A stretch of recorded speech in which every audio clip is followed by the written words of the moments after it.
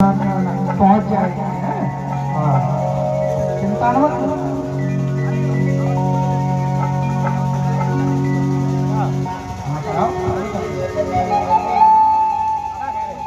देखिए, ये झांकी का क्रम तो चल ही रहा है, आनंद भी लीजिए, लेकिन कथा भी सुनिए। जिसको भी पूजन करना है वो आकर के कर सकते, एक एक करके, भीड़ नहीं लगानी है ना। अब एकादश स्कंद की कथा है, यानी 11वें स्कंद की कथा में यदुवंशियों को ऋषियों का श्राप लगता है, जिससे यदुवंश की समाप्ति होती है। यदुवंश भगवान का जो वंश था वो ऋषियों के साथ के कारण समाप्त हो गया, और भगवान की भी ऐसी ही इच्छा थी कि कलकाल के समय में कहीं हमारे वंश की दुर्दशा ना हो जाए, इसलिए हमारे सामने ही इसका समापन हो जाए। तो ऐसी उन्होंने लीला की, जिसके माध्यम से यदुवंशियों का जो है वंश समाप्त हुआ। 9 योगियों का संवाद है, कर्म योग का निरूपण किया गया है, अवधूत जी का उपाख्यान है, एवं 24 गुरुओं की कथा है। बड़ी सुंदर कथाएं हैं और फिर भगवान की विभूतियों का वर्णन किया गया है। इसके बाद में ज्ञान योग, कर्म योग, भक्ति योग का वर्णन किया गया है एकादश स्कंद में। सांख्य योग का वर्णन किया गया है और भागवत धर्म का निरूपण किया गया है इस एकादश स्कंद में। और इसके बाद में एकादश स्कंद विराम लेता है। अब द्वादश स्कंद यानी 12वें स्कंद की कथा है। 12वें स्कंद की कथा में कलयुग में जितने भी राजा हुए या होंगे उनका वर्णन किया गया है।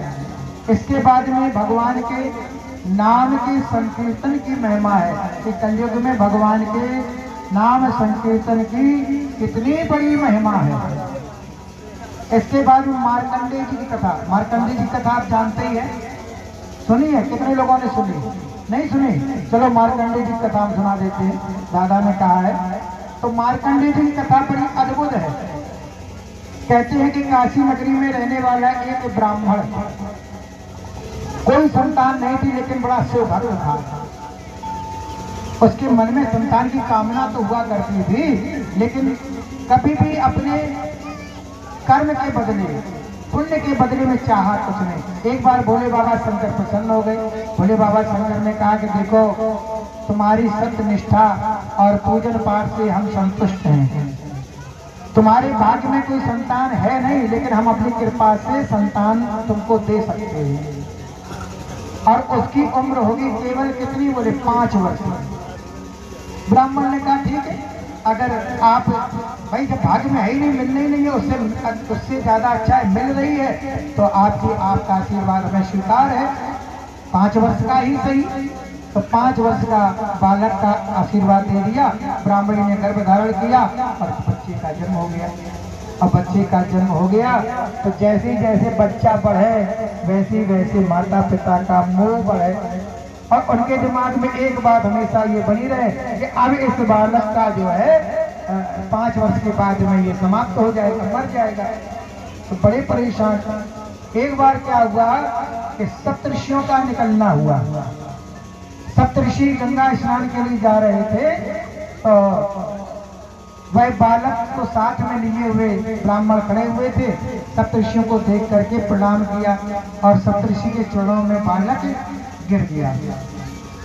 तो आशीर्वाद दिया, आयुष्मान भव, दीर्घायु भव। और जैसे सप्तऋषियों ने आशीर्वाद दिया वैसे ब्राह्मण ने ताली बजा दी।